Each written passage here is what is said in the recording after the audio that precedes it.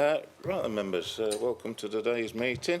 First off, we're going to start off with a minute's silence for the ex-MP Harry Barnes, who obviously passed away recently. Member of Parliament 87 to 2005, and I think we should obviously commemorate his passing. So the funeral will be next Monday on the 9th of March. So if we can just stand and take a minute's silence, please.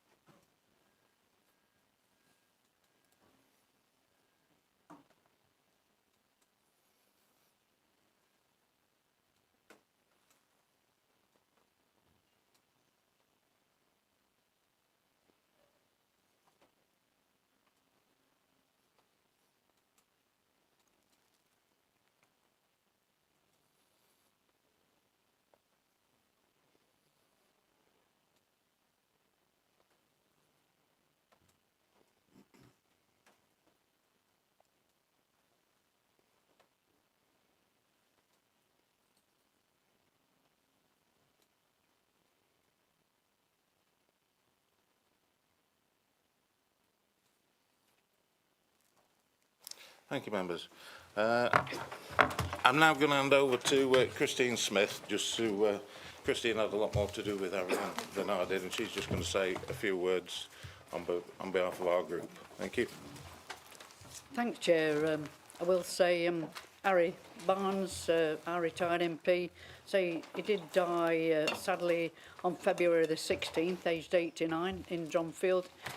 He was a great friend and inspiration to me and many, many more. He was born in Easington, County Durham, as a lot of us know, and he served his national service in Iraq, and he certainly got a lot of friends there who admired him, and he helped. Then he came back and went to Ruskin College, and he also went to Hull University, and then he moved to Dronfield in 1969 and took up a post as a lecturer in Sheffield University's extramural department and in the university itself. And he taught many minors on the minors' day release classes that the university ran, and he also taught evening classes in the extramural department for anybody who wished to go, which included myself. I went to the evening classes. He was a great inspiration to me, and he encouraged me to go into Sheffield University when I was a mature student in my early days, in my 30s, and I never regretted it. He spent a lot of time at the university, and then eventually he put himself up and he was elected to Parliament in 1987, and he served as a member until 2005. He had many interests in Parliament, including what was going off in Iraq and Iran. He also served quite a bit of time, I think, on the Northern Ireland Committee, and he was interested in finding solutions to that. And his main aim in life was to promote democratic socialism. And he was a great friend, and he'll be sorely missed. And I'm sure also Sunderland FC will be one fan less. He was a great follower of them. And I send all my best wishes to his family, and I'll be there at the funeral on the 9th of March at Brimington Crematorium. And if anybody can't get it, will be shown online for anybody who can't travel. So I say he'll be sorely missed, and I thought an awful lot about him. I'm sure other people did. Thanks. Thank you, Christine. Councillor Dale. Thank you, Chair, and lovely tribute there from Councillor Smith. And just to say that our group's condolences are very much with Harry's family. He was a remarkable man. My sort of awareness of Harry, I guess, came a bit later, but I know he's very active in the Dronfield Against Fracking campaign, did a lot of work on that. And I know his articles around the mining history of the Dronfield area were always very interesting and widely commented on by a lot of people. So even after he stood down from frontline politics, he had a real contribution to play within the Dronfield area. So should be remembered for that as well. But yeah, absolutely condolences with his family and at this difficult time. And he was clearly a very remarkable man. Thank you, Chair. Thank you for that, Alex. Nobody else? Right, thank you. Right, we'll get on to the main business. Item 1, apologies for absence. How many have we received? Yep. I know we've got Kevin Tate, Councillor Kevin Tate, Helen Weatherall, Pat Ancliffe.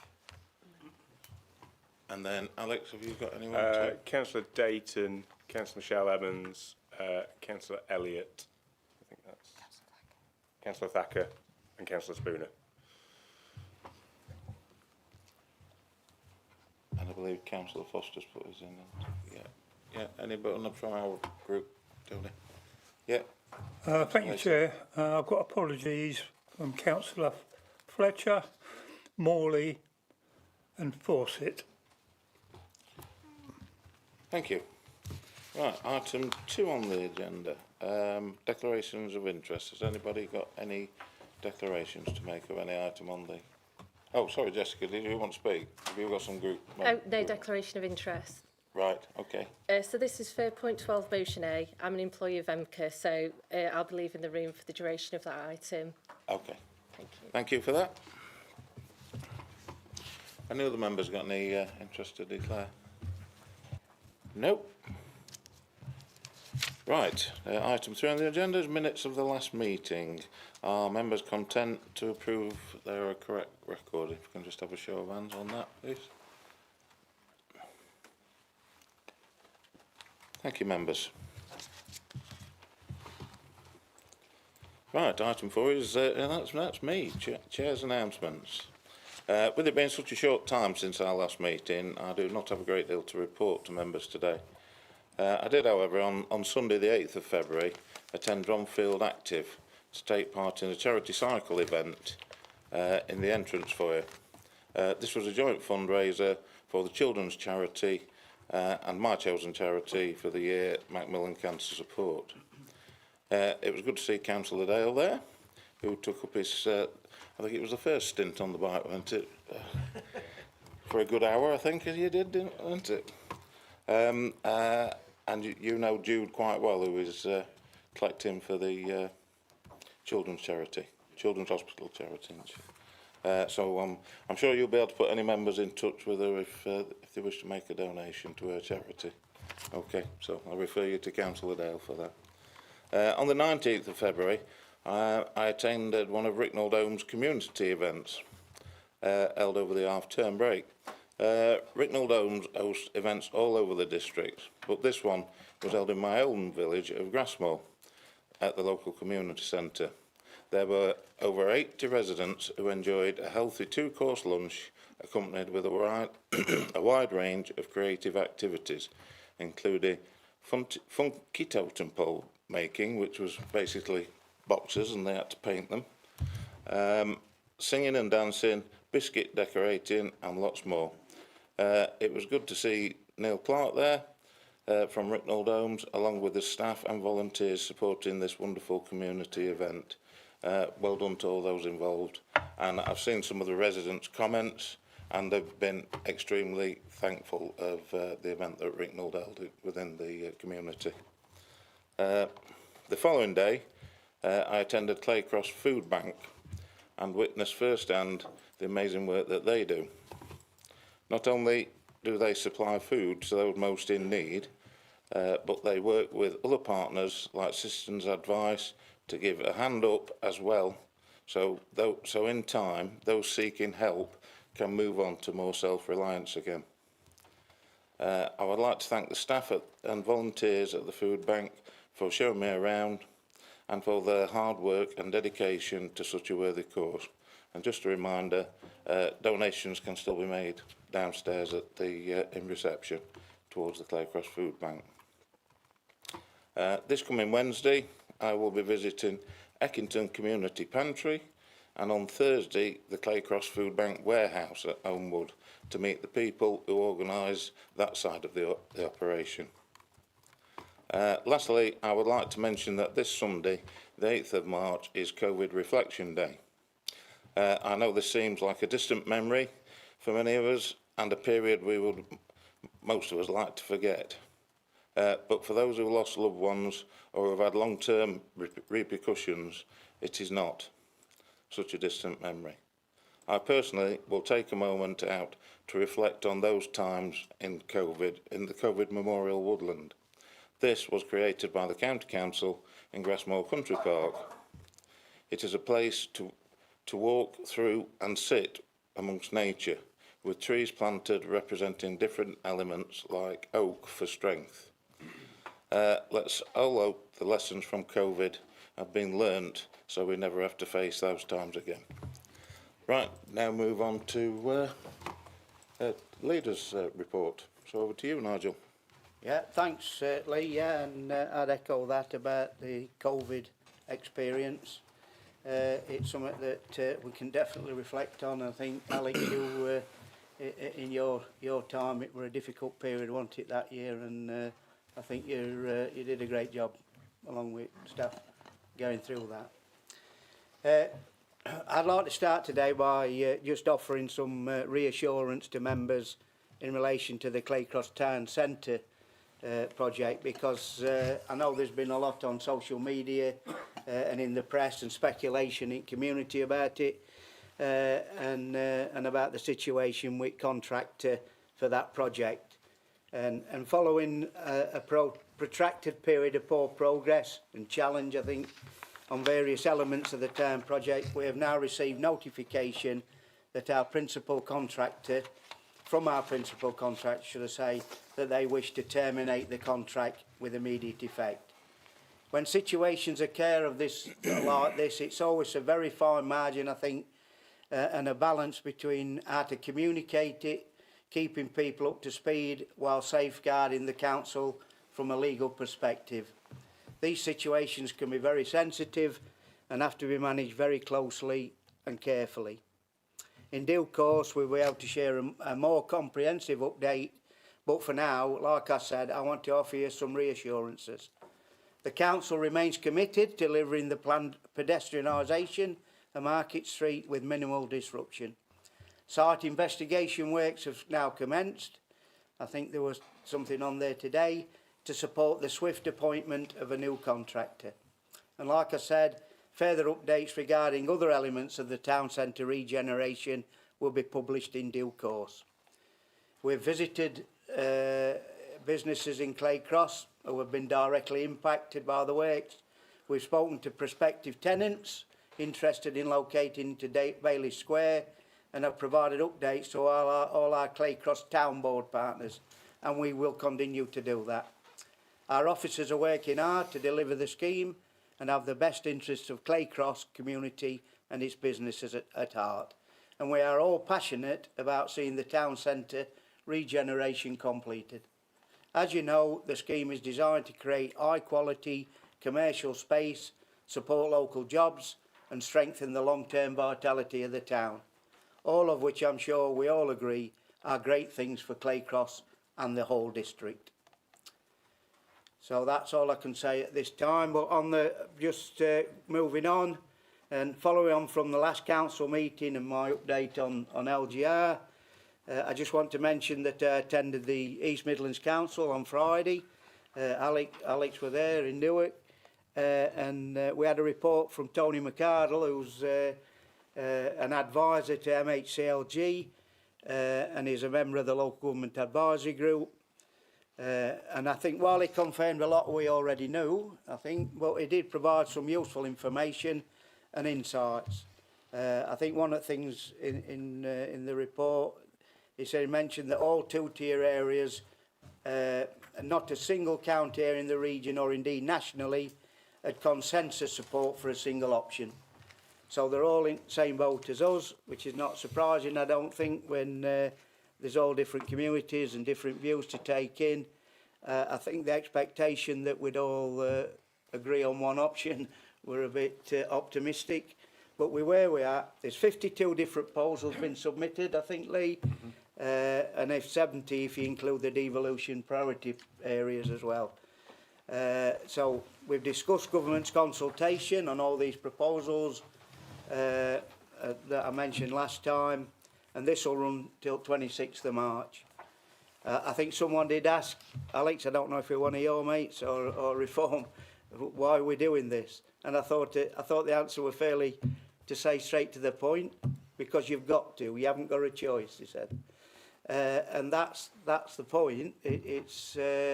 We could have took buried his head in sand, but it would have still happened around us. So I think our stance of again involved in it is the right one. But he did go on to say that it's a marvellous opportunity, and it's something that we keep harping on about, that it's an opportunity to reshape local government for the next 50 years. It's not going to be easy. We've got to obviously try and get it right at first time, and there's a lot of things to go through. He did say that a final decision, he was fairly certain, before the summer recess in Parliament. So they have got a timetable of things where there's various stages to go through. We've been through stage 1, 2 and 3. Well, we're at 3, where we're consulting. Stage 4, a decision to implement or not. That's a decision. And then this stage 5 is this secondary legislation and the structural changes order, which everybody keeps on about, which, to be honest, it's all a bit legalistic and government thing, but that order will specify arrangements for the first elections of the new unitary, probably May. That's for the thingy, the shadow, the council numbers, functions of the new council, and in the transition period we've got to establish governance arrangements for the transition, and there's lots to do. Then stage 6, transition period, where the existing councils carry on delivering services until vesting day. So there'll be like a shadow council over here, and we'll carry on doing what we're doing over here. And then on April 2028, the new councils will go live. Vesting day, you will have to put vest on that day then. That'll be quite fun. I've got a string vest. However, it's like I said at the last meeting, there's lots to do, but we can't stand still. There's lots of stuff going off in background. Matt, Jane, Lee, we've got to really carry on, but make sure it's non-abortive. You know, that we're not wasting his time. It's stuff that will be used, and I'll continue to keep you updated on where we're at with that. And like we've said in the past, if anybody wants to know where we're at more, then come and talk to me or Lee, and we'll try and update you where we're at, because it is a moving feast. That's a good word or term. And just on other matters, and I think we aren't stealing anyone's thunder. I think it's come through. I've not had a chance to fully look at it, but we've had a sneak preview of the latest resident survey, and I think it's another really good survey, where we're doing really well, and we do have data-led decisions, I think, at this council. I think the standout finding, the way the council run things was a question, increasing from 58% nearly to now 69%, which is in 2025. So it's something I think we can all be proud of, and I think again we can come back and revisit that when we've time to digest it in more detail. Again, I said all this on me leading the way video, what I did in Killamarsh. I'm sure you've all watched it like you did last one. I think I'm up to 25 views now. That's half of it. Doing really well. But How many zeros on it? there's not many likes, Ali, I'll tell you that. Anyway, I'll keep persevering with you. I'm pleased to say that leisure centres have been busy and they supported families over the half term. Again, the Just Do More website, keep promoting that, have a look at that, because all the leisure centres are doing well, and if you go in any of them, the atmosphere is really positive. It's really good. We've done a couple of things with police around PCSOs. There's one down Mill Lane in Stainsby. I don't want to go into what we're happening down there. If anybody wants to know, I shouldn't. And in Eckington, we've done stuff on fly tipping and antisocial behaviour. And I'm sure that we all know now on the 30th of March, we have this separate food waste collection will begin as part of a government's simpler recycling initiative. And I've got to stress, because we're getting a lot of stick for it, it's not a council decision. It were a government decision that's happening all over the country. So we're all having to implement this. I think we're in front of the curve. I think that there's at least 25% of councils are nowhere near introducing it.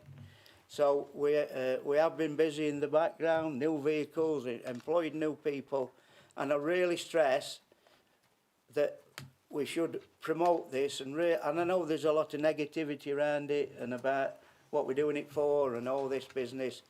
But the bottom line, it could be a really good thing. I think one thing that came out of that meeting we had in here, you were online, Alex, was that if we do the food recycling, that goes to a different place to the green bin recycling. The green bin is composters and you produce methane and greenhouse gases. If you use the brown bin, it goes to a place where you can produce energy. I didn't not really got that till last week, so I think we should promote that, because that's a far better use of our waste than just composting it and creating more greenhouse gases. So we've also done some stuff on play areas in Charlie Park and Clay Lane. And anyway, I think that's me for today. And again, I think we should be proud, everybody, of what we are achieving at North East Derbyshire. And so let's carry on doing what we're doing. Congratulations to everybody. Thank you. Thank you, Councillor Barker. We have no public questions today, so we'll move on to item 7. As usual, and is required by the law, the vote on this item will be a recorded vote. We will be using the electronic voting system, and please make sure you record your vote by pressing the relevant button on the screen of your microphone unit at the relevant time. I would like to remind everyone that under section 106 of the Local Government Act 1992, a councillor must not vote on any matter relating to the council budget or a council tax if they are 2 months or more in arrears with the council tax. I'll now ask for Pat Kerry to introduce this item. So over to you, Pat.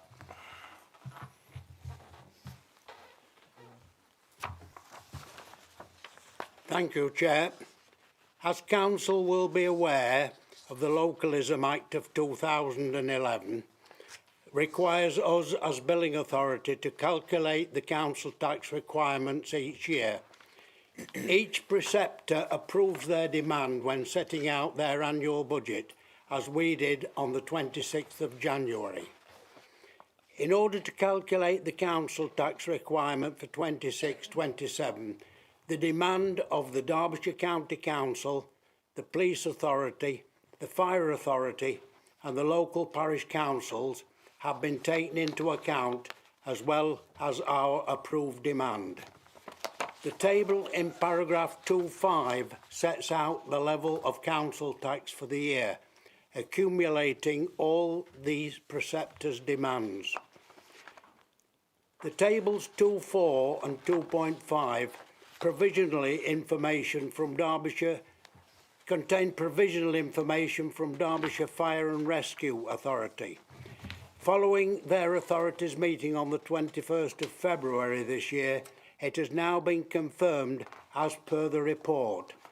Therefore, the recommendation 2 in the report will no longer be required. I would like to move on to recommendation 1, that the Council formally approves the Council tax for the financial year 2026-27 as set out in this report. Thank you, Chair. Thank you. Do we have a seconder? Yeah, I'll second that. Thank you, Councillor Barker. Right, do any members wish to speak on this? Councillor Dale. Yeah, thank you, Chair. I'm not wishing to rehearse the arguments about council tax at the last meeting, only to say that our group will be abstaining, obviously, on the basis of what we discussed last time, but appreciating the administration needs to set council tax. So it was just to say that, really. Thank you, Chair. Thank you, Councillor Dale. Nobody else wanting to speak on this? Right, then we'll go to the vote then, please, which will be, as aforementioned, on the screens.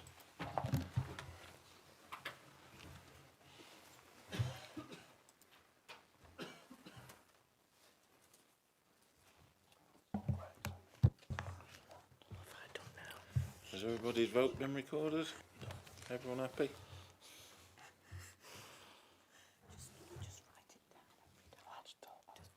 Right, that's 27 for, 3 against and 11 abstentions.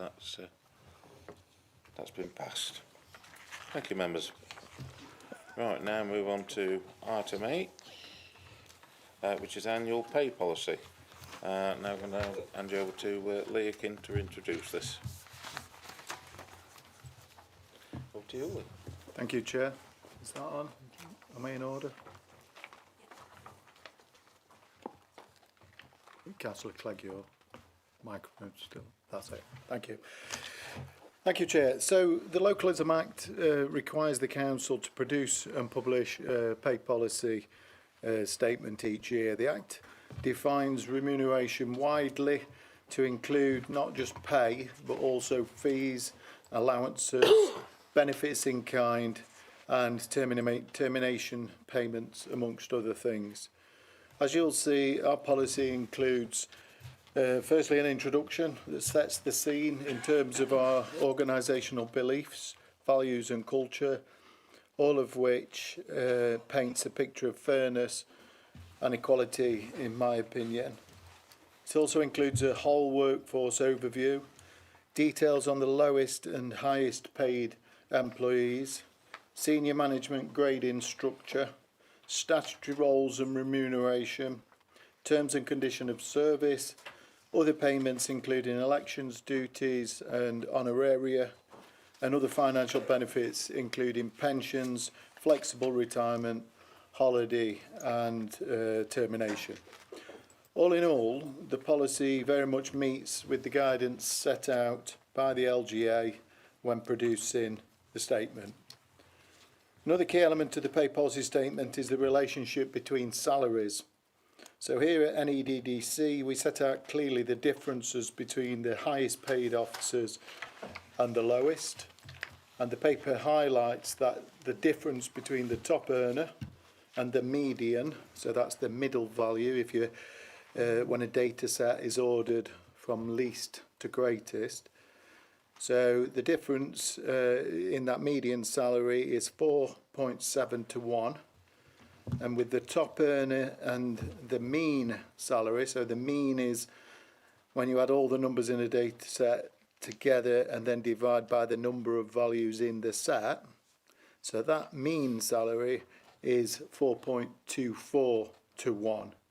Now, I know that might not mean much on its own, but if I could say that our ratio remains amongst the lowest in the region, which is a good thing overall, because it means that, generally speaking, pay is reasonably balanced and fair, and not too much of a gap between highest and lowest. So we're amongst the lowest in the region. The other thing to highlight, probably covered on page 3, 4 and 5, is the background to senior salaries. I'm sure you'll recall that in 2023 we undertook a comprehensive external assessment with regard to this, including the establishment of a cross-party senior pay remuneration panel. And amongst their recommendations to council at the time was to undertake an external assessment every 2 years, just to ensure we remained aligned with others across the sector, but also more specifically across this county and region. So recently, and 2 years on, and that's flown, but 2 years on from that recommendation, that group's come back together as previously approved by this council to consider the external benchmarking assessment undertaken by East Midlands Council, who were commissioned to support that cross-party group. I'm pleased to say overall that the review indicates that we remain broadly aligned and competitive, and therefore at this stage no changes are recommended at this time to senior pay. This group will meet again in 2 years' time, maybe sooner, who knows, depending upon LGR, I suppose, and things of that nature, but the backstop will be to meet again in 2 years' time to go through the same process. I think hopefully that, along with everything else that's in the pay policy statement, I hope that it provides some reassurance for elected members that at North East Derbyshire we're running a very fair and prudent ship when it comes to pay. And with that, Chair, I'm happy to take any questions before handing over to the leader. Do any members wish to comment? No, right, have we got a mover? Can I move the recommendation Yeah. that the council support the annual pay policy statement 26-27? Can I second that, Chair? Okay, thank you. Take a vote on that. Presumably it's going to be electronic as well. Electronic.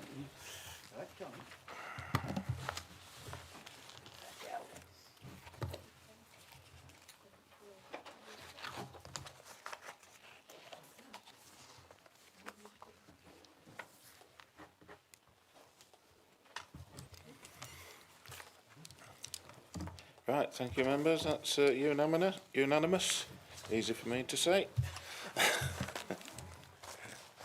Right, we now move on to item 9, proportionality of the council. I'll ask the Assistant Director of Governance Monitoring Officer to introduce this item, so over to you, Sarah. Thank you, Chair. This report has arisen as a result of a change in membership of one of the opposition groups. There is no change to the majority party. How the legislation works is explained in the legal section. These rules are to be applied so far as is reasonably practicable. The proportions from the December report are set out at paragraph 2.1. The change proportion is set out at paragraph 2.4, with the calculations per committee at 2.6. This results in a change to business scrutiny or services scrutiny, with a Conservative member coming off that committee, one of those committees. The table at 2.8 shows the outcomes percentage for each group. Please note paragraph 2.10, the explanation that with the current numbers on committees, it is not possible for all opposition groups to have their full proportional representation, as the group's majority has to be prioritised. 2.11 deals with the annual proportionality report at annual council, and that council can then consider whether changes should be made to the size of committees. We will be talking to group leaders in the lead up to that report. If the relevant groups are unable to submit council nominations to this meeting, please could I ask for a delegation to allow the group leaders to submit their nominations to me and for the appointments to be made. The recommendations are on page 40. Thank you, Chair. Thank you for that, Sarah. Right, now ask you, Alex, have you got anyone to put forward? Yeah, thank you, Chair. If I could propose that we lose the place on business scrutiny, and that be Councillor William Jones, who is taken off that committee. If I can also ask that we replace Councillor Foster with Councillor Baker on Planning Committee, and I think we were asked to name a person for licensing, an additional person, which would be Councillor Pam Jones, please. Thank you. And happy to support the paper as well. The independent group? Yeah, I just want to raise that I still can't fathom why our group has still not got a seat on environment scrutiny, because we're probably overrepresented on most of the other ones, particularly on communities, and I don't know if we're not wanted on there or something, but we seem to get 2 on communities but 0 on environment scrutiny. And I think that that's not in the spirit of what the legislation says. So if we could look at that, please, when we're doing this review, because, like I say, I don't think it's fair and just that we're kept off that one, when it would be more proportional if we're on it. Do you want to come back on that now, or? Just to say, yes, we will include that within the review leading up to the annual meeting. Councillor Cooper. Can just move that Frank Adlington Stringer will be our rep on business scrutiny.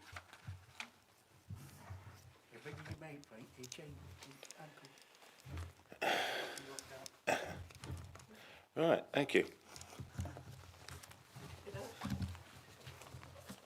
No one else wish to speak on this? Right, we'll move to the vote on this item then, please. You want to move it, slowly move it? Yep. Yeah, I'll move it then, the recommendations there, 1 and 2. I'll second it, Chair. Okay, thank you. Right, and be on the monitors again.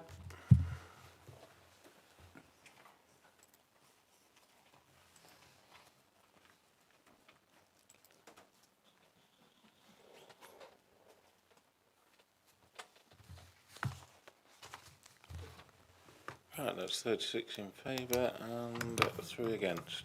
No abstentions. We've got a vote missing there, haven't we? There we go. Thank you.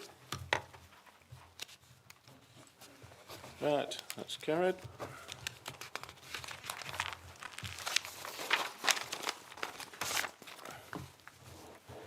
All right, item 10, community governance review. I'm now going to hand over to Sarah again, who's going to introduce this item. Thank you, Chair. As the report states, a valid petition for a community governance review has been received. The proposal affects 112 properties and whether they fall within Claycross Parish Council or Pilsley Parish Council. Once a petition is received, the district must carry out a community governance review, and this is not affected by local government reorganisation. This report is to acknowledge receipt of the petition, to approve the terms of reference, which are in Appendix 2 of the report, so that they can be published and the community governance review begun. This is a proposed boundary change between 2 parish councils, unlike the previous community governance review the council dealt with, which involved a possible creation of a new parish council. It is therefore suggested that the consultation and other parts of the review are undertaken by the Electoral Registration Officer, which is me, and the Electoral Services Manager and the team. The recommendations are on page 48 and include a proposed delegation to me to amend and republish the terms of reference if this should become necessary. And just to add to that, the outcome of the review will be presented to Council for a Council decision. Thank you. If there are any questions, Chair. Any questions, Councillor Gillett? I have no questions. No questions, you just want to comment on it, right, okay. Nobody else, do you want to comment on it? I can see you're eager to put, yeah? Yeah, I was just going to say I'm very in favour of this because I don't know if anyone knows Bloomer Away, but there's a corner of the Bloomer Away where literally the house next door is in fact I think it's even a different constituency. So I think changing the boundary so that it takes in all of that estate makes perfect sense. So I would absolutely support that. Councillor Dale? Yeah, I'd absolutely echo that. I've been. It's a very simple road, but it's very easy to get lost on Bloomer Way because you walk into a different constituency, literally cutting through someone's garden. So yes, would definitely support. It seems a logical, simple conclusion. Presumably that that Pilsley Parish Council are aware and happy with it. Obviously that'll be gone through the process, but as long as both parishes are happy, I would say it's a sensible change. Thank you for that. Councillor Gillett? Yeah, I've spoken to Councillor Birkin, whose name it is in, and I said that I would like to propose it because I actually drafted the petition and went round and got the signatures. As a local member, the nonsense of this area is historic, but for those people involved, it is quite an issue. Even if it's only they don't realise it until A, they get the council tax bill, and B, they have a problem, they know who to go to. there are a number of houses that are actually isolated from even the main part of the estate that's involved in Pilsley.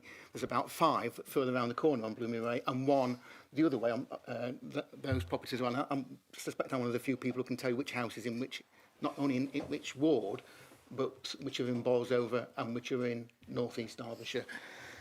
As I say, Pilsley Parish Council know all about it. Clay Cross Parish Council know all about it. It will involve financial consequences for those 2 councils if it happens, but ultimately this is about not the councils, it's about the people who live there and what representation they get. I think we did the actual petition the best part of 3 years ago, but for a variety of reasons it's taken this long to get here, partly because of the County Council boundary review, which caused this to be halted under the best practice guidance.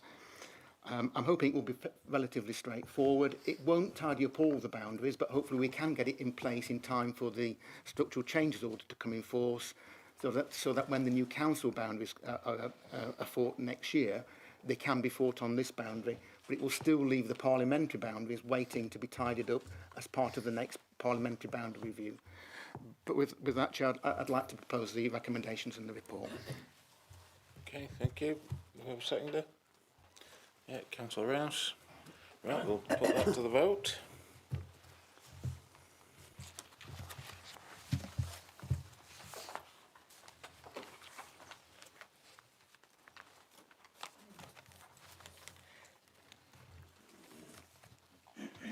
Come on then, who's not pressed this time?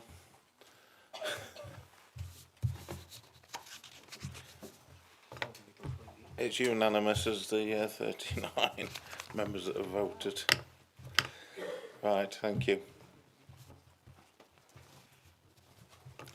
Right, we now move on to item 11, which are questions from members.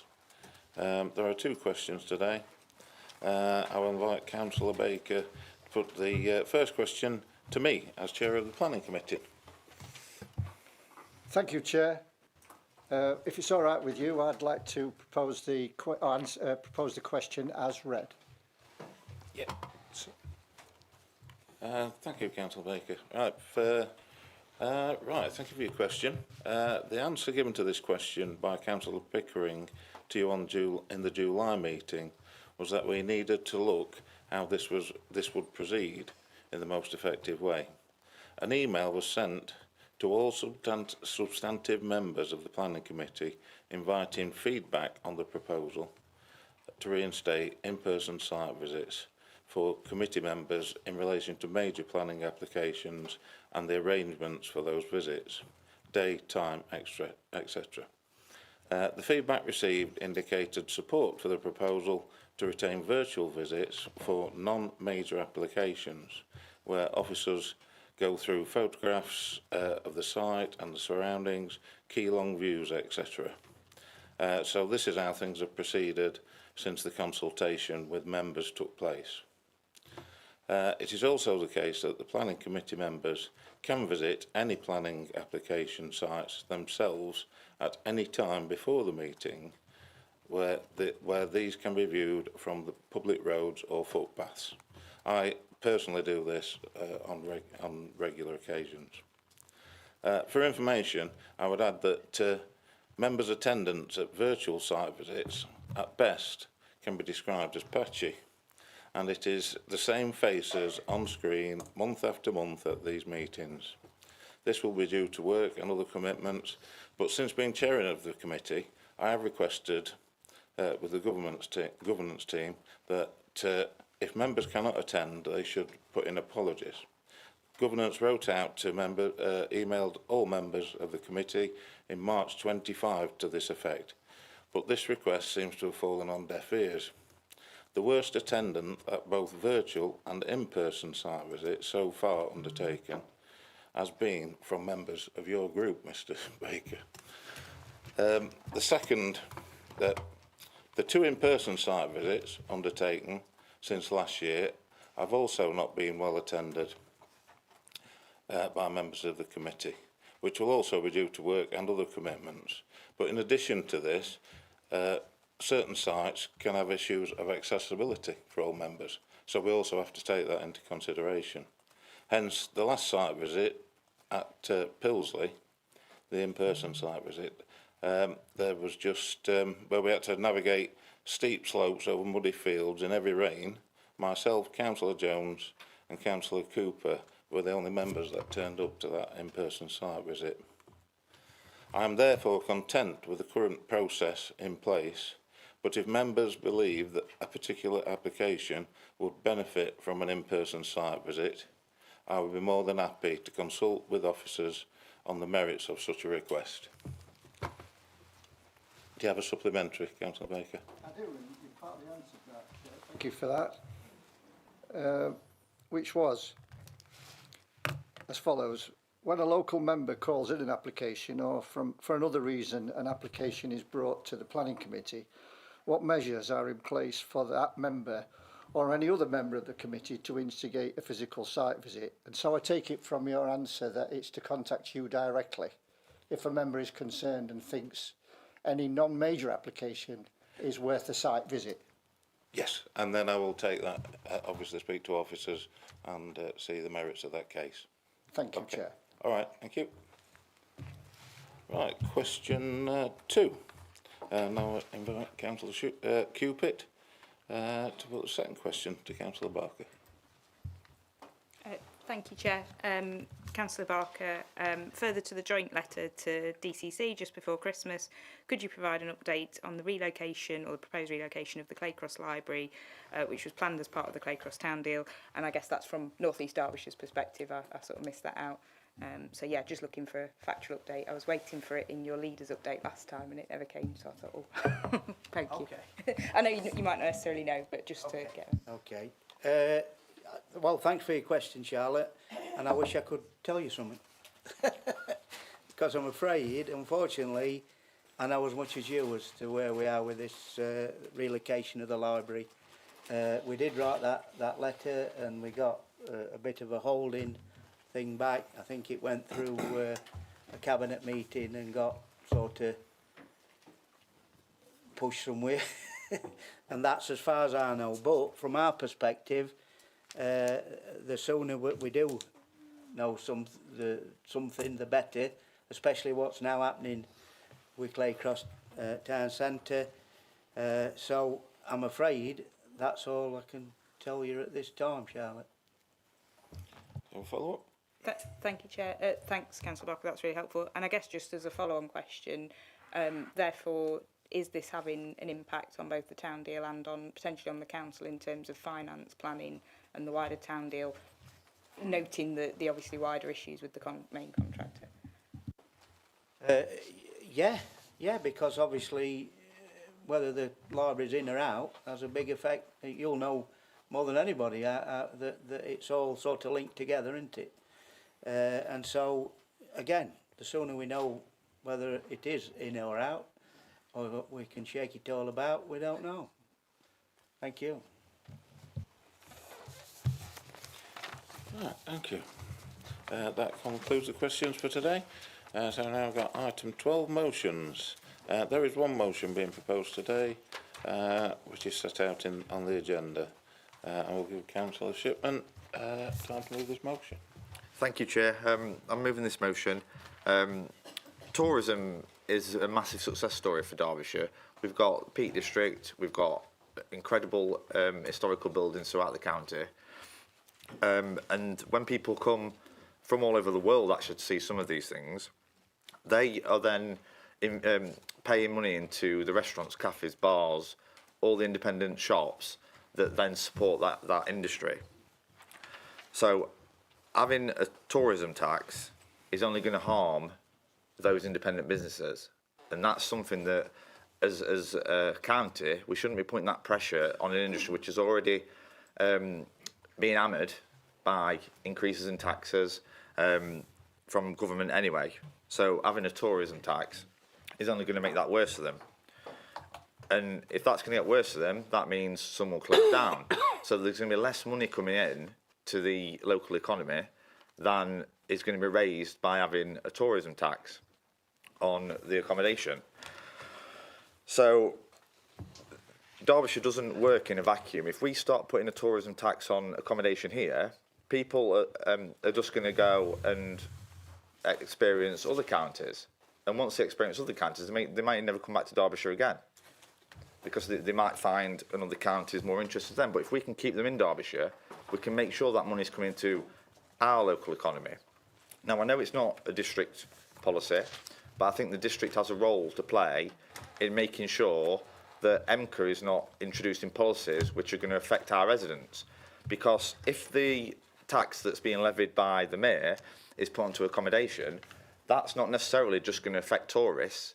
That will affect people in our district that are going to visit places like the Peak District instead of having a night away or 2 nights away. And that's why I think this council needs to take a stand and oppose the tourism tax, which looks like it's coming down the train tracks. So I would urge everybody in the chamber, if they can, to support this motion. Let's take a stand, make sure that our residents aren't being penalised, and we actually encourage people to come to Derbyshire and visit all the fantastic sites we've got. Thank you, Chair. Thank you. Councillor Dale. I thought you might be doing it. Oh, I wasn't planning to, but yeah. Have you got a seconder? Yeah. Okay. Yeah. Councillor Hancock. Right. Okay. Do you want to speak on it, please?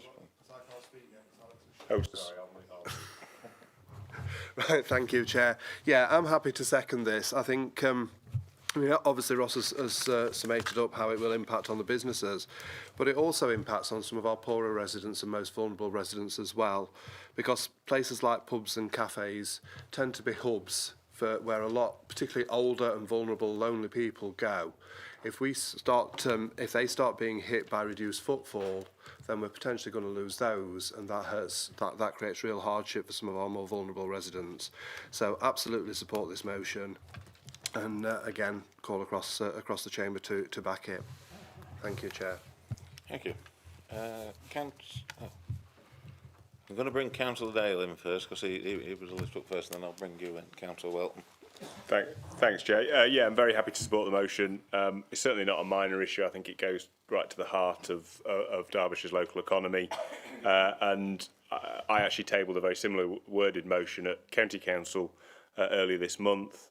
And it's something that, as Conservatives, we've been trying to actively push as well. I wrote to the Mayor before Christmas as well about the issue to highlight my concerns and those of colleagues. So would agree and hope that colleagues around the chamber will support the motion.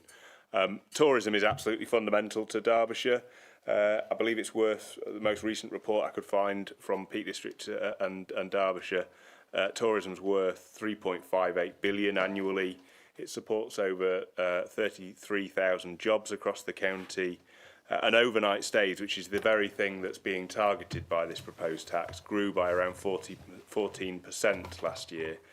So it's not a struggling sector at all. It's one of Derbyshire's sort of strongest success stories economically, and it should be supported and not taxed or milked in the way that I think this tax will come about with. And it's also about the precedent. It's not just about the amount. And I do understand and kind of have some sympathy with the argument. Well, it's only £1 per night per stay. It's not that much, and it might not be only quite a small charge. But I think the point is about the principle and the precedent that it sets, because you never ever see a tax coming down, do you? Or virtually never. They always go up. Income tax was only ever introduced as a temporary measure some 200 years ago, or nearly 200 years ago, and it's obviously never disappeared. So once that mechanism exists, it's always going to be a temptation for future administrations to increase it. So, £1 or £2 today, but what's tomorrow? What's it going to be next?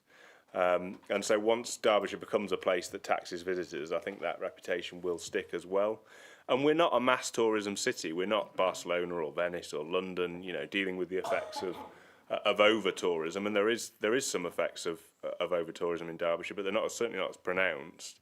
We're really competing with Yorkshire and Staffordshire and Lincolnshire and, those areas around us. And if we do become more expensive than neighbouring areas, that is going to put visitors off. They are going to go elsewhere. They'll vote with their feet if they have to. So I do feel it's a sort of short-sighted move, and it will affect short-stay domestic tourists and families who are having to watch their budgets, and rightly so. Even small price changes will influence behaviour to a degree. And as rightly been pointed out, businesses are already under huge pressure. We've got huge energy costs, we've got rising food prices, staffing shortages, we've got the increased national insurance from the Labour government, the challenges around the new national living wage. So, tighter and tighter margins for small and family-run businesses. And for me, it's just not the right time at all to be experimenting with new taxes on customers.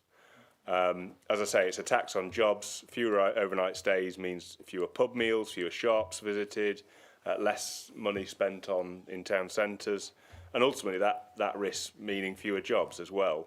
And so a tourism tax is going to undermine growth. It's not going to support it. And there's no clear detail on how the funds would be collected, clarity on administration issues, how's it going to be administered. There's no guarantees yet that the money would be ring-fenced locally or what it would actually be used to fund to support the tourism industry. And no assurance that communities generating the revenue directly would benefit from it. And so, I think, as I say, tourism is worth billions to Derbyshire. It supports tens of thousands of local jobs. It sustains rural communities and town centres. And once introduced, it's not going to go anywhere. It's only going to grow. So we should be backing our visitor economy and not burdening it. And therefore, I'd urge everyone to support the motion as it's been proposed. Thank you, Chair. Thank you, Councillor Dale. I'm going to bring in Councillor Welton first, and then Councillor Reid. Thank you, Chair. I agree with the proposers and seconders of the motion. I will be voting in favour of it. Just to add to what Alex was saying, it was a temporary measure 200 years ago, income tax. It was actually brought in as a temporary measure to fund the Napoleonic Wars, and it's stayed with us ever since. What have we had over the past of this current administration? We've had the family farm death tax, increases in national insurance which are destroying jobs, taxes on pensions, the tax thresholds haven't been raised, the economy is in stagflation, structural inflation, less than 1% growth, GDP per capita has gone down, and living standards are going down. This is just another tax and a tax burden. He's still alive. There's a famous American economist called Arthur Laffer, whose work is seminal, which says, at some point, when you tax too much, the revenue you get doesn't go up, it goes down. Thank you, Chair. Thank you. Councillor Reid. Yeah, it's good. Come on. Thank you, Chair. I think I'll keep it brief because everyone else has raised effectively my points. Alex Dale said a lot that backs up what I agree with. I think it's the wrong time to be introducing a tax like this, if at all. On top of that, the impact on local businesses. One of the key things that got me when the MK Mayor was putting this out in their key justifications was, it works in Milan, it works in Paris, and it works in Venice. Well, that's great. Show me where we have those sort of tourist attractions and those numbers here in Derbyshire. We don't.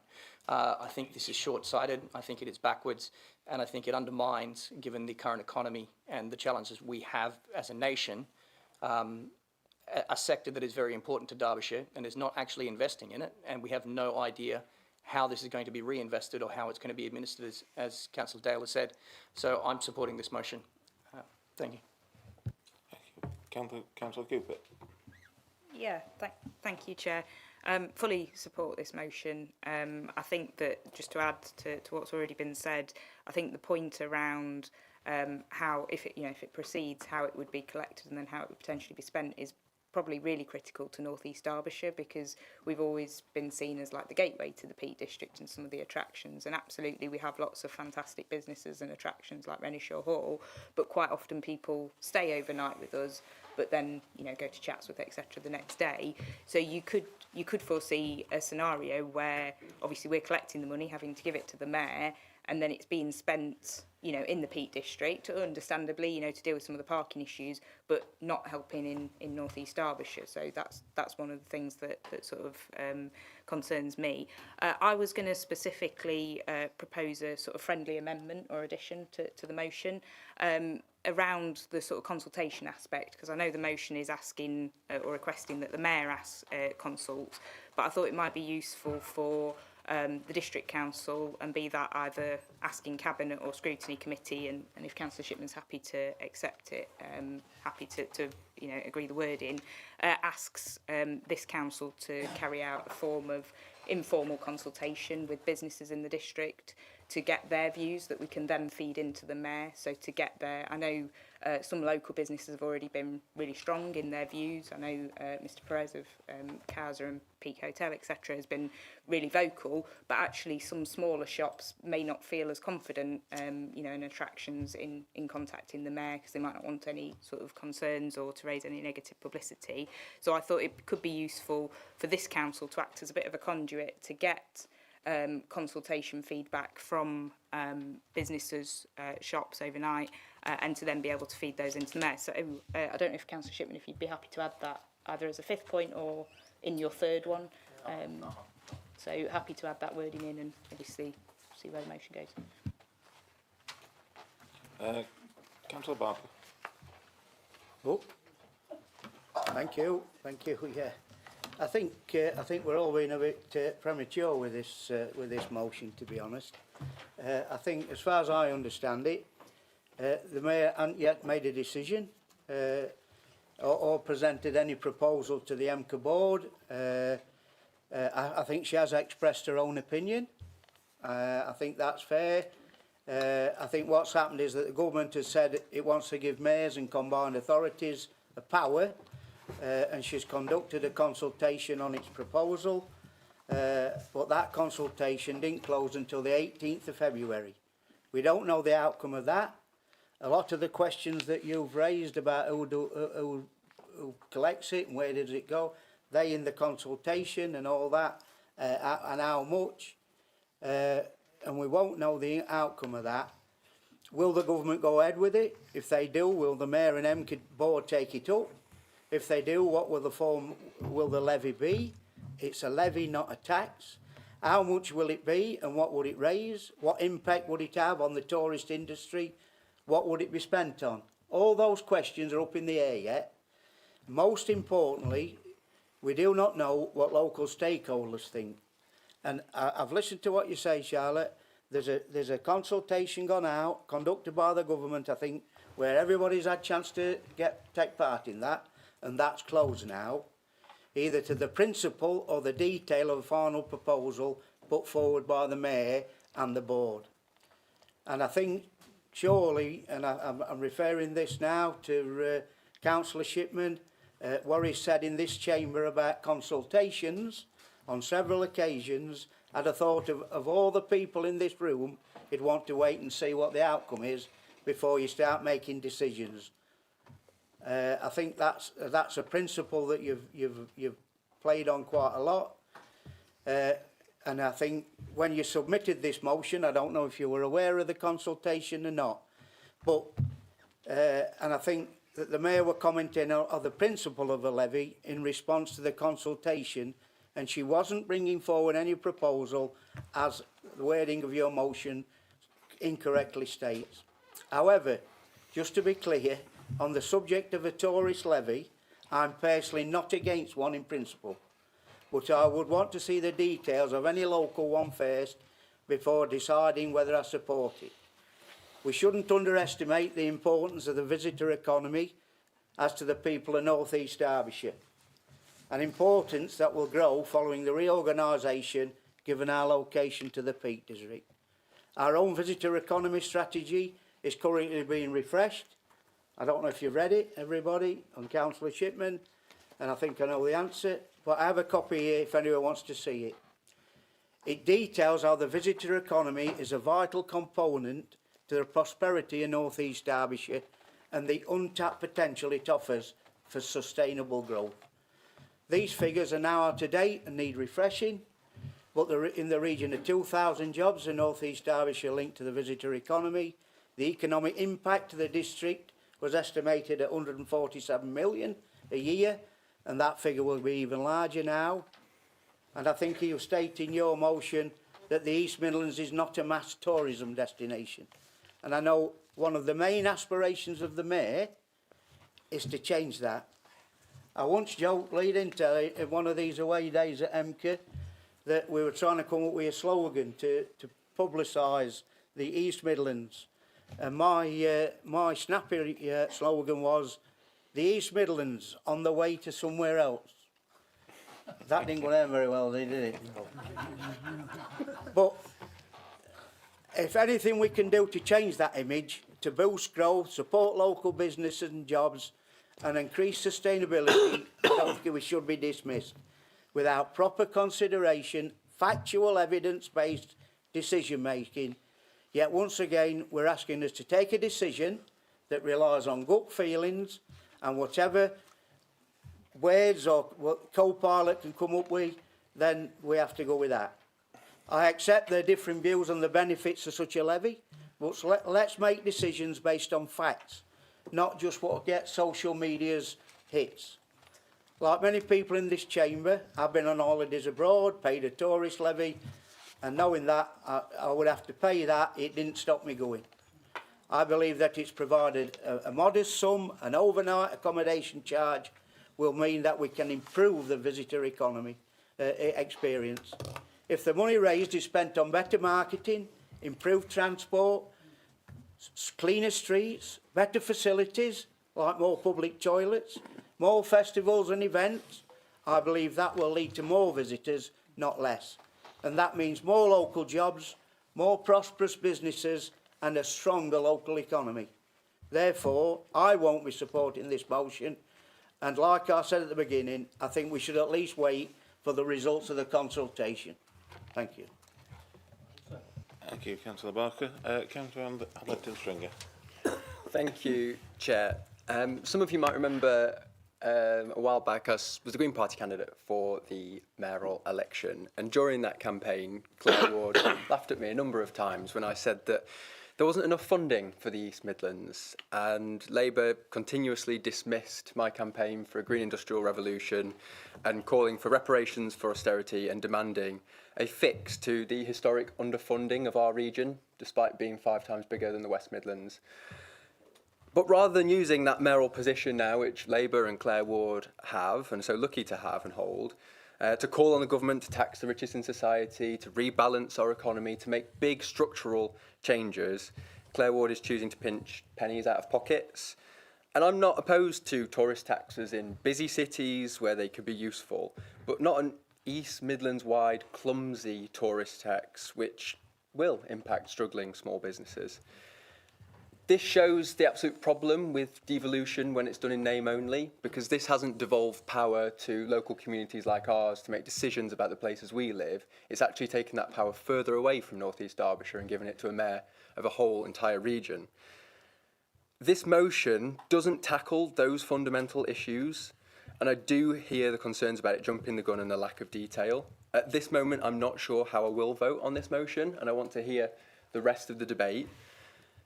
But I think it is really important that we use this space to call out the failures of local government reorganisation, what the mayoral position is being used for, and how our communities are being, yet again, pushed to the side. Thanks. Thank you. Councillor Gillett. Thank you, Chair. I'd like to come in and support what the leader has said in terms of this motion, because once again we're faced with a motion that is asking us to take a decision without any facts to support it, without any understanding of the consequences if we were to agree it. And I think, as also been pointed out, it is actually worse than that in some respects, because it's quite clear that people haven't actually read or were even aware that we're in the process of a consultation that ended a couple of weeks ago, and have certainly not read the consultation document, which is here, and actually deals with most of what's being said by members over there. So, for example, one of the questions is, in the consultation, is must, and it says the government's preference is the word must, mayors and combined authorities consult with stakeholders, the public, the tourist industry, and other partners before introducing any levy. It also prefers that the combined authority decision-making process it applies to this as well. So the mayor can't introduce it. It will be the combined authority board with the usual veto powers that the constituent authorities have. So if we were to pass this motion for no other reason, those 2 points would make us look foolish, because we're asking the mayor and the combined authority to do something that by law it would have to do. But that's not the only document that I don't think people have read, and I'm certainly not referring to the this council's visitor economy strategy. But as the leader said, it does generate 2,000 jobs approximately in Derbyshire, and those 2,000 people and their families have a right to expect us to have at least considered all the relevant facts. But I just want to draw people's attention to two other documents. The first one is the Peak District Derbyshire and Derby Destination Management Plan 2025-2035. That was agreed by the EMCA board, attended at that time by councillors Lewis and King, and also by the then Conservative leader of Nottinghamshire County Council, Ben Bradley. It's an ambitious document that details the huge potential for growth that exists for tourism in Derbyshire. It sets out measures to promote sustainable and inclusive tourism, highlighting both opportunities and challenges. However, when you get to the end of it, on virtually the last page, it concludes by saying, this plan represents a significant opportunity for the Peak District, Derbyshire and Derby to develop its visitor economy and achieve real growth for the region. To maximise this potential, funding support is essential for implementation to ensure realistic progress. The existing resources of the Local Visitor Economy Partnership are limited and cannot sustain growth without investment, highlighting the need for a long-term funding approach. And I think that's the issue that the Mayor was addressing with her comments. The other document I want to draw people's attention to, and obviously Councillor Dale will remember this because he was a cabinet that it was presented to, I think, and that is the review of tourism into Derbyshire. That was done by an Improvement and Scrutiny Committee, and it's important for two reasons. First of all, I chaired it, so I authored the document. But secondly, it actually gives us a baseline 10 years ago of what was said and what we can compare it with now. And what it concluded was that, as an area, Derbyshire underperformed when it came to tourism, and that there was huge potential for growth. And I should add, when we did this, we actually had the tourist department from Derbyshire University advising us. So it wasn't just councils, it was actually the local university that guided us on this. But it then went on to say that there was poor connectivity, especially when it comes to public transport, and a failure to disperse tourists from the honeypots like Chatsworth to lesser known attractions, and that would include those in North East Derbyshire. It said there was a need for better branding that gave people a reason to visit. There was a lack of data as to who comes here and why, which meant we didn't adequately know or understand our market. It meant that our marketing was probably insufficient and therefore ineffective. It said there was a greater need and focus on skills and career development and support for local businesses. And finally, it said there was a lack of strategic leadership from the local authorities. Now, if you compare that with the 6 headline priorities set out in the Destination Management Plan, there's a greater need for collaboration and partnership between all sectors, including the local authorities. There's an absence of data and intelligence which needs improving, greater support for business and people, greater investment in transport and infrastructure, greater investment in product development and marketing, and also sustainability, welcome and accessibility. That is almost identical to what was said 10 years ago. And the reason is because we haven't taken the issue seriously or invested in the industry. 2 other points I want to make before I finish, Chair. Firstly, a lot of what's been said is based on the argument that a levy will deter visitors. But no evidence has been given to us today to support that. And that's not because there isn't a lot of academic study out there, because there is a lot. And I don't profess to have read all of it, but I've certainly read quite a bit. And my understanding of what is being said is it depends. It depends on the amount levied. A relatively small, if it's a relatively small sum, then all the evidence suggests that that does not deter tourists. But the actual levy, if one were to be imposed in Derbyshire, would be determined by the Mayor and the local authorities. Now, I don't underestimate the challenges faced by the hospitality industry at the moment, but the best way to support that industry is to bring more overnight tourists into Derbyshire and get them to spend money. Saving families £5 on their holidays won't do that. But having good data, good marketing, a skilled workforce, support for the businesses, better connectivity and facilities will, because that contributes to the overall visitor experience. Secondly, your motion rightly states that tourism plays a vital role. So if we don't believe a levy is the right way to fund the measures that are necessary to make these changes and transform the industry in Derbyshire and improve it, where will the money come from? Derbyshire County Council in 2016, nearly finished, gave £150,000. That's now down to 50 this year and nothing so far. If we don't invest, as I say, where will the money come from? I've asked him to sum up. And with that, I'll end. Okay, thank you. Councillor Durham. Thank you. I'll be quicker. So I'll speak in support of what Councillor Gilliott and Nigel have both said, but I've been taking notes throughout and I keep circling over again. Jump the gun. It's too early. We don't know enough because we're in the consultation period, but this opposition is ideological. And this is, and to reference what Frank said, he's listening to it, so this is very much for everyone on the other side, but those who are willing to listen. We are very early at this point of implementing anything like this. It is, and the question is that tourism is an area we have massive opportunity to grow, but to do that we have to invest. The question is here, who pays for that investment? Because a levy, I've been looking very quickly at the hotel costs, because it's only going to be overnight stays this applies to. You're talking of anywhere between £55 a night to £135 a night, so you say £2, is that going to deter someone? I say no, but we're in hypotheticals. But if that is not done, who's going to pay for it? Our residents.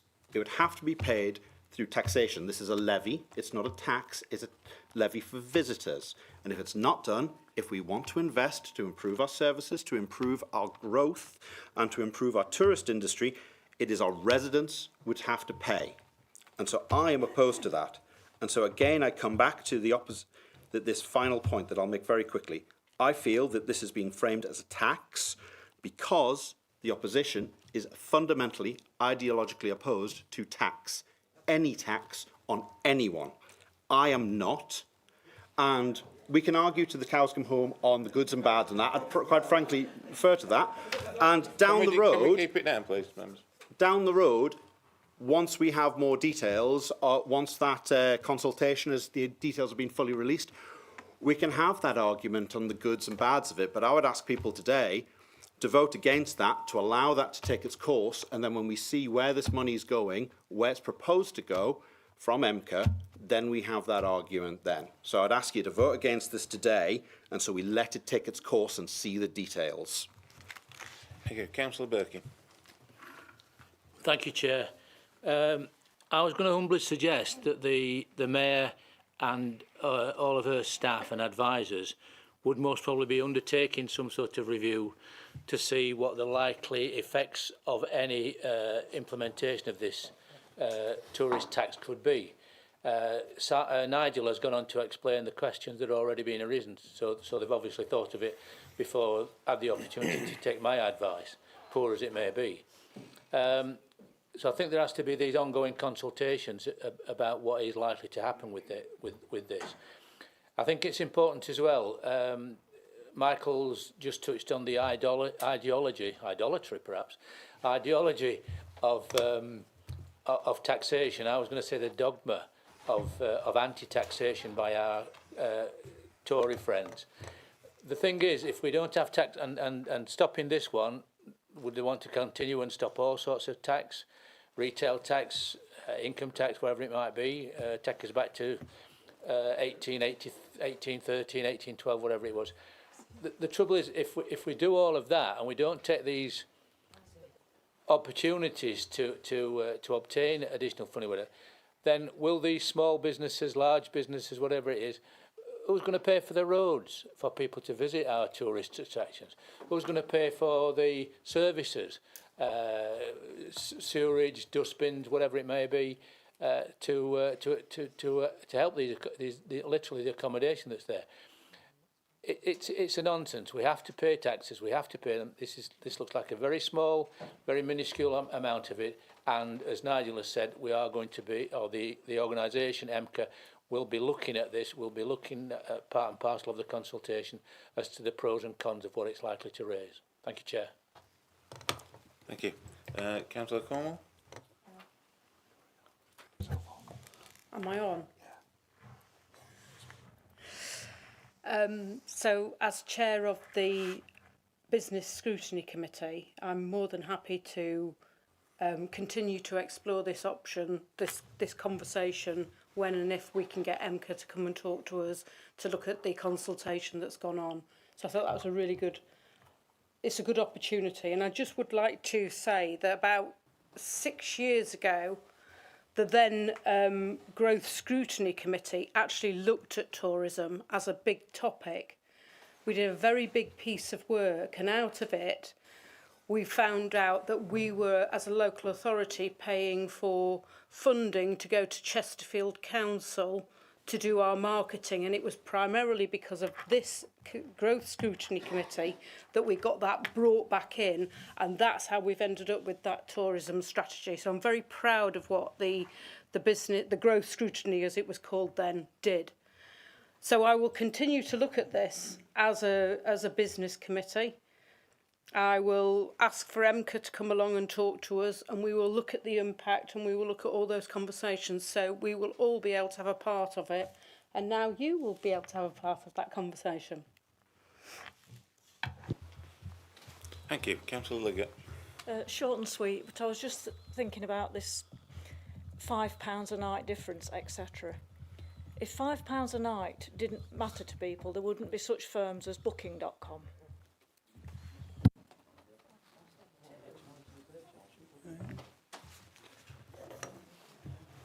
Thank you.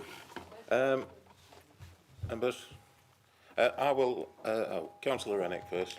Yeah, just to finish on the note that I was part of this growth scrutiny looking at tourism, and we, in North East Derbyshire, we do struggle, and nighttime economy was one of the key areas that we were trying to make sure we bring, that it was that daytime economy doesn't give us the money we would from the nighttime economy.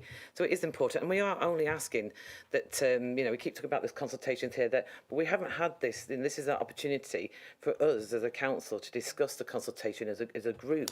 You say you've got a strategy going on, then let's have a more discussion, whether it be scrutiny or a more open public forum. That's all we're doing. And for the avoidance of doubt, just to respond, I am ideologically opposed to taxes, and the thing is that the Labour government have got a good track record of taxing people to the pips squeak. The trouble is the peeps are already squeaking, and now I'm having to find separate little taxes to actually to try to get more money out of people. And I just think that we've known the problems in terms of our local cafes, bars and restaurants, and the negative publicity and the jobs taxes, and this is just another tax. And the pips have squeaked already, I think, and I think that's why some of us are a little bit concerned. This is the final nail in the coffin of trying to generate and grow our tourism economy, and I won't be apologising for being ideologically opposed to this. Thank you, Councillor Rennick. I just, when Jane stopped coughing,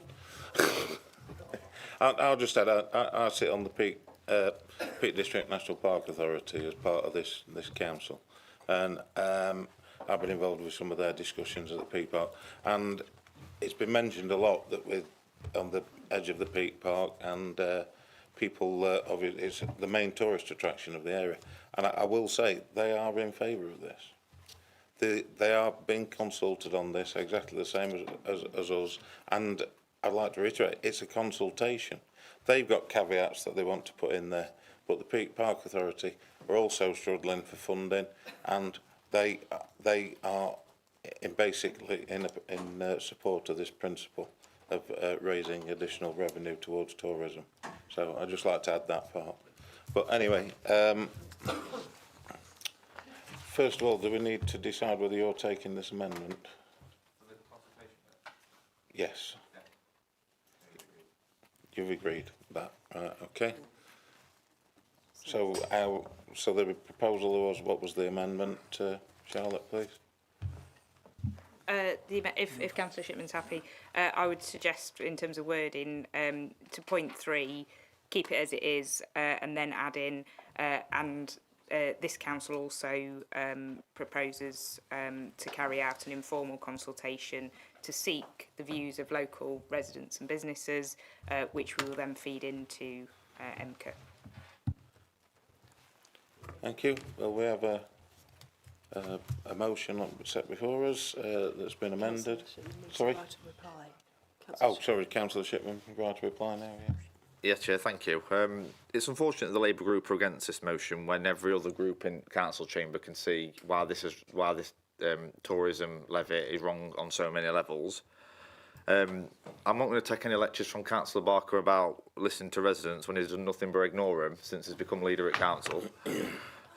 Speaking of principle, the whole point of this motion is to be against the tourist tax in principle.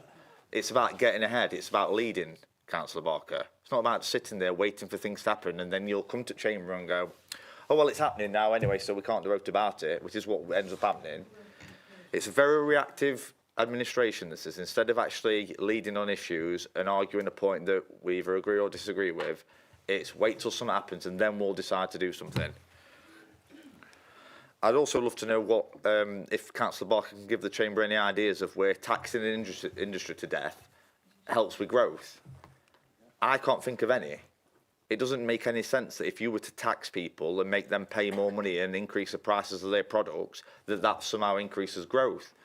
When you're talking about promoting this as a destination, this council's got a comms team. Every council and authority in Derbyshire can promote Derbyshire in its own area. So I don't think the tax should be going towards that anyway. And my understanding was from the words that Claire Wall said, it was actually for infrastructure. It wasn't to go towards growth. It was actually to pay for resurfacing roads and doing stuff like that. So what Councillor Barker's saying differs from what the Mayor is initially proposing, from what I gather. And I'll just finish that I think this is a good example of the Mayor with no ideas, because the answer always seems to be, let's tax, tax, tax. That to me is someone that ain't got a clue what they're doing. They've not got a real manifesto that can be delivered. They just want to go, let's tax everybody because that's the easiest way to collect some money. And instead of being innovative and thinking outside the box, it's straight to people's pockets to take money out of it. All right, thank you. Well, we've got a motion proposed and seconded. We'll put that to the vote.